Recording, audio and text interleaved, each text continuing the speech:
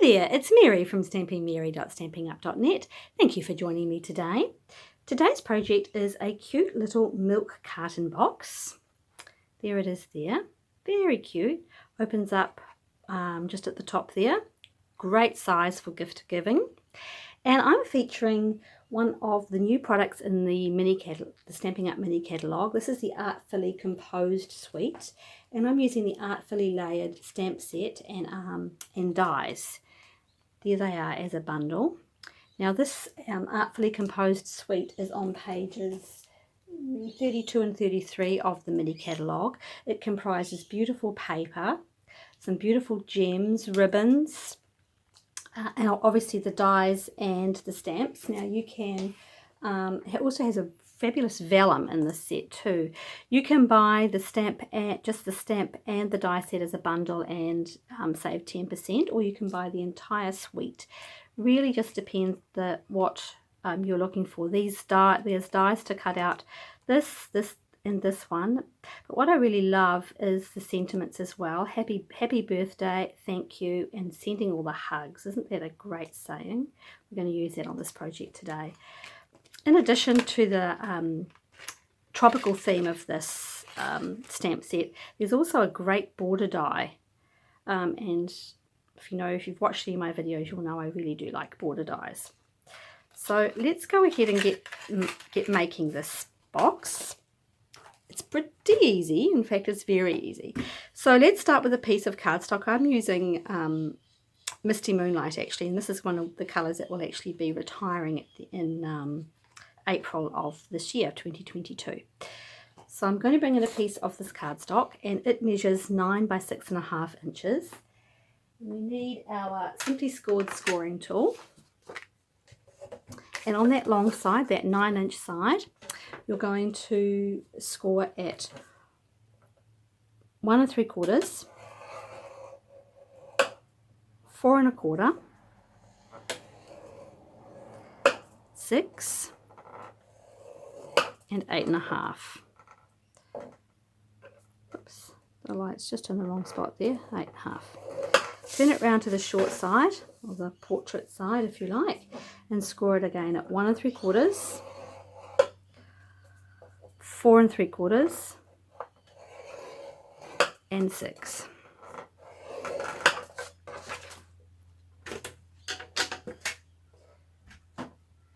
Now when you've got that in front of you, you'll see there are two narrow score lines. That's the top, that are along the top and the side. So that's the top of the box.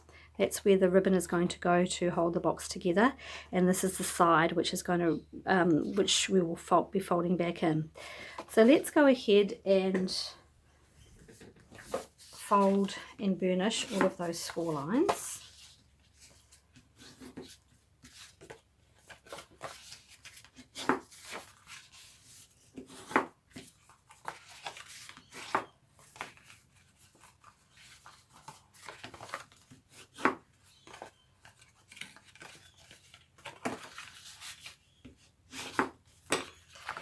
So the box comes together like that, with that fold going together like that, and then this is the at the bottom here, the larger piece. That's where we will be cutting and folding in to make the base of the box. But before we get too carried away, I'm just going to cut away this small section here, so that small rectangle.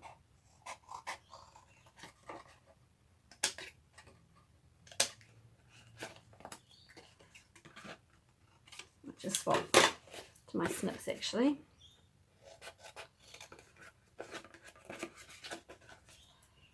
And a little bit of a wedge. You don't need to, but so you're cutting up all these vertical score lines up to that horizontal score line. You're not cutting them away, you're just cutting up.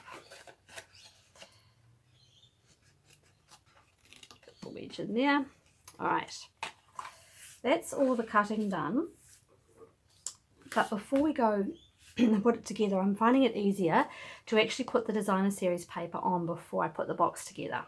So I've already gone ahead and cut out my pieces, and I'm using paper from the Heart and Home, is it Heart and Home?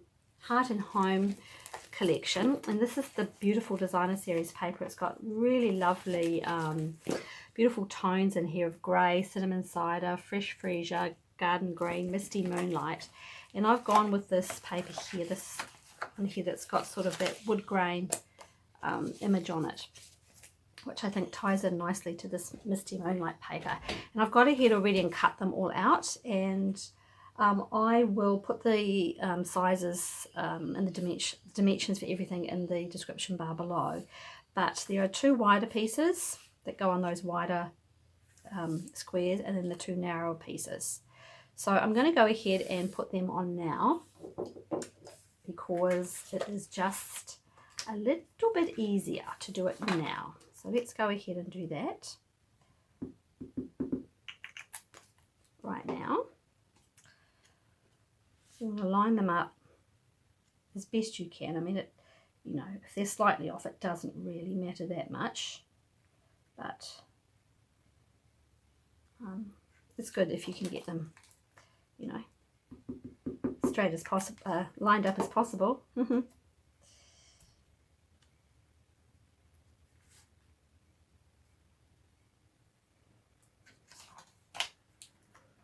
You don't have to put designer series paper on here. You can leave it. You can leave it if you want to. I just think it looks nice with the paper.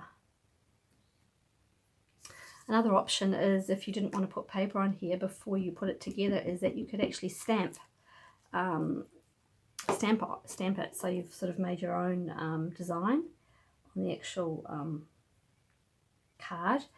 This stack here, those little leaves right there, they would look really pretty stamped on the box, on the actual cardstock. Right, so I think that's looking pretty good. So we're going to put some tear and tape down there.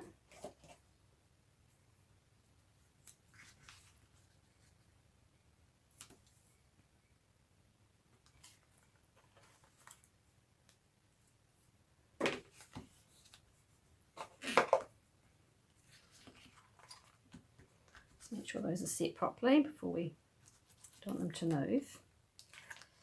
And then all you need to do is just bring the box over, and that will fit right there.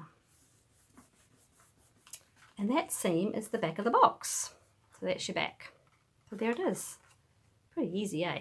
And these bottom pieces will fold in, and keeping that seam, that's the back of the box. Anyway. There we go, and that's all you have to do. I'm just going to put some tape, my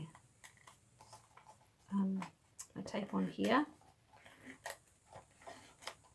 Stampin' Seal Plus, there, and that's the box made. Very easy actually. Now what you're going to do is, that's the seam at the back. All you need to do now is just pop your fingers in that where that narrow score line is there, and just squeeze together. Okay, you can put it. You can, at this point, you can put holes in here if you wanted to put your ribbon through holes, or if you have some of our old library clips that we used to stock, that'd be great too. But I'm using this fabulous ribbon, which is also in the mini catalogue. Now it's actually Evening Evergreen. I know, the Evening Evergreen next to the Misty Moonlight, but I kind of felt like it worked. So plus I love this ribbon. So in order to keep it there, I actually put a little bit of tear and tape on the back here, the back of the box. Make sure I've got the paper, yeah. So that will actually keep the tape, keep the ribbon in quite nicely. Let's just take that off. Just made tying the bow a heap easier as well. I'm being pretty generous with this, because the more ribbon you have, the easier the bow, the easier it is to tie.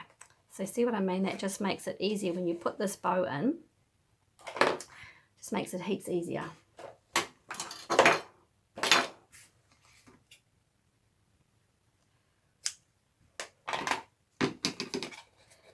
This is, what do I call it? It's the Gross Grain ribbon. Evening Evergreen Gross Grain. Love it. Love, love, love, love, love. Any ribbon will do, but this is particularly good ribbon. So let me just see how good I can get this bow tie without taking hours. Here we go. Let's just leave it like that right now for the time being, I think. All right, now for the decoration, I have already gone ahead and cut out in plum cake two of these dies. Aren't they fabulous? Whoops, they stuck together. Yeah, two of these dies. They are just so good. And a piece of basic white and the stamp. And this is the tailored tag punch that I'm going to use. Misty Moonlight for the ink. Now it just fits, okay? But it does fit. Right. Bring in a punch.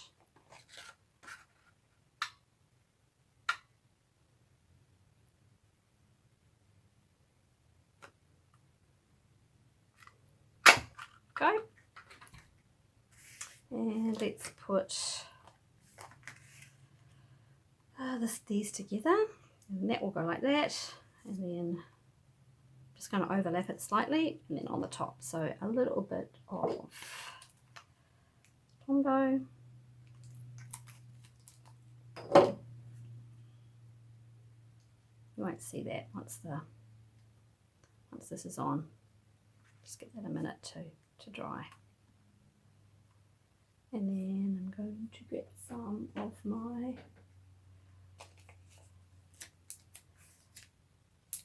dimensionals.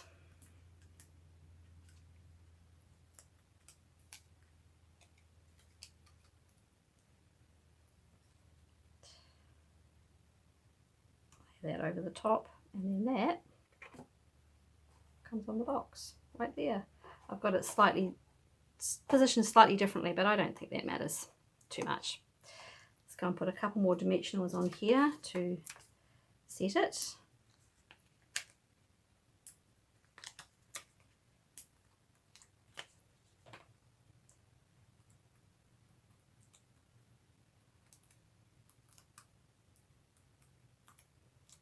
Go. And there you have, oops, don't want that one. There you have it.